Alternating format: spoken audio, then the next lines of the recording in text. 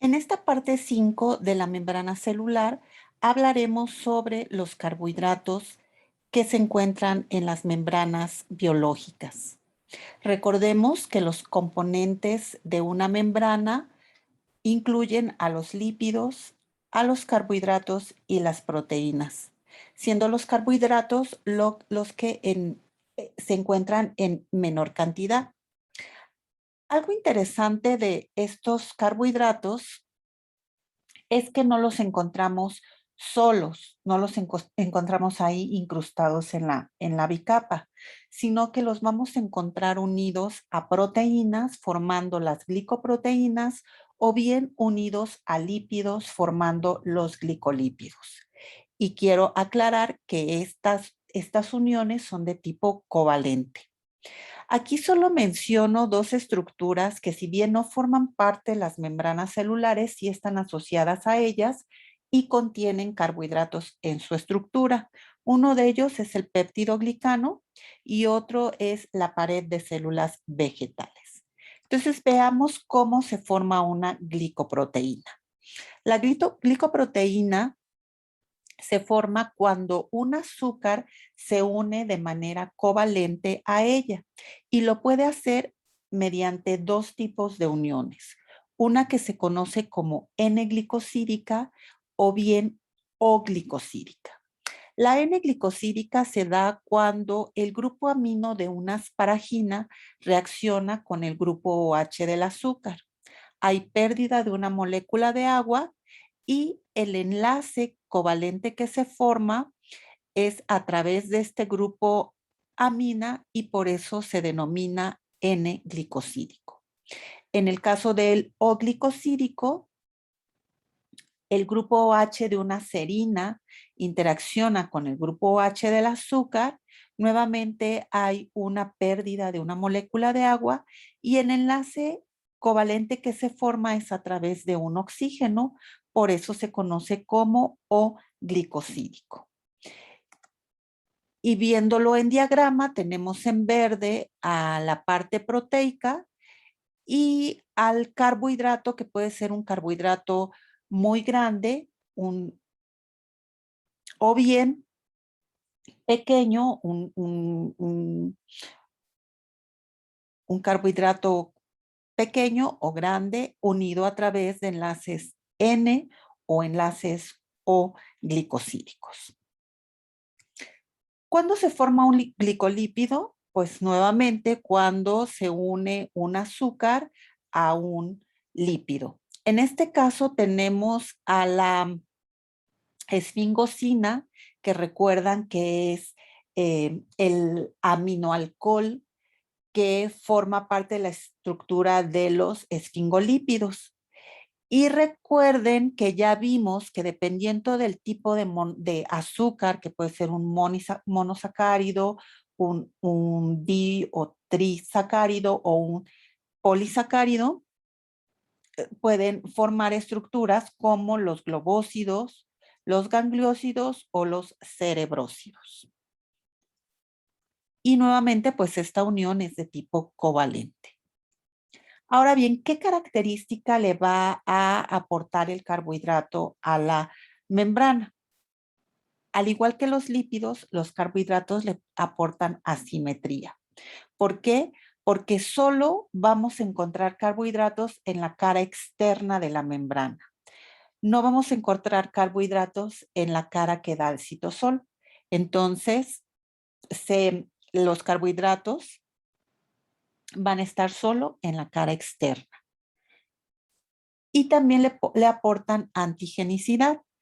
Aquí están ejemplificados los antígenos A, O y B que forman parte de los grupos sanguíneos. Dependiendo del carbohidrato que tengan unido este lípido, va a ser el antígeno O, el antígeno A o el antígeno B y así se van a describir los grupos sanguíneos de los individuos. Y ahora bien, ya tenemos los tres componentes que forman parte de las membranas biológicas, y con esos tres componentes se describió lo que hasta ahora se conoce como el modelo de mosaico fluido de la membrana celular. Y aquí tenemos a los tres componentes, a los lípidos formando la bicapa, y obviamente están los esteroles aquí en amarillo. Tenemos a las proteínas, que pueden ser integrales o bien pueden ser periféricas o bien aquellas unidas de manera covalente a un lípido. Y por último, los carbohidratos, que los vamos a encontrar asociados a proteínas formando las glicoproteínas o bien asociadas a los lípidos formando los glicolípidos. Bueno, no asociadas, unidas de manera covalente. Y esto es lo que se conoce como el modelo del mosaico fluido. Y ahora, ya con estos tres componentes y su disposición en la membrana celular, podemos resumir las funciones que tiene una membrana celular. Y vamos a describir la primera, que es delimitar. Gracias a la presencia de esta membrana celular, podemos delimitar este espacio y también compartimentalizar. Es decir, que aparte de la membrana celular, tenemos, por ejemplo, la membrana de los organelos, como son la mitocondria, el núcleo, los plastos, las vacuolas, el retículo endoplásmico, el aparato de Golgi, que son pequeños espacios que están delimitados por una membrana biológica. Le da protección tanto mecánica como osmótica, gracias a sus características.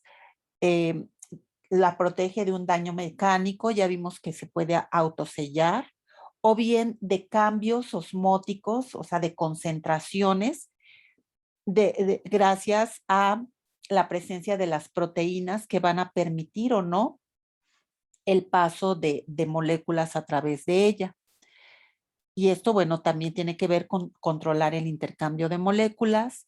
Va a haber reconocimiento y traducción de señales, esto gracias a proteínas o glucoproteínas en la membrana, interacciones inter e intracelulares, gracias también a la presencia de proteínas o glucoproteínas y glucolípidos. Vimos que también puede hacer catálisis. Algunas proteínas de membrana tienen la capacidad de actuar como enzimas y también le dan forma y movimiento a la célula. Y esto lo hacen gracias a su asociación con una estructura que vamos a revisar más adelante, que es el citoesqueleto.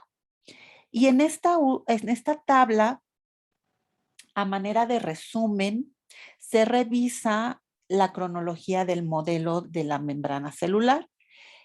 En 1972, Singer y Nicholson describieron el modelo del mosaico fluido. Y si bien hasta la fecha se mantiene vigente este modelo, ha habido contribuciones de otros investigadores que han descrito, por ejemplo, la existencia de microdominios de esfingolípidos, las balsas lipídicas, el papel que tienen estas balsas lipídicas en la función de la membrana celular, etcétera, hasta el último que revisé, que fue en 2010, de Lingwood y Simon, donde pues revaloran el modelo de balsas como un principio organizador de la función de las membranas biológicas. Entonces, esto es a detalle, pues cómo se fue armando el modelo del mosaico fluido y que se ha seguido descubriendo, estudiando a las membranas celulares. Y entonces con esto ya sabemos cómo está constituida una membrana celular y qué función tiene. En el próximo video veremos qué información importante se obtuvo al estudiar la membrana del eritrocito. Nos vemos en el siguiente video.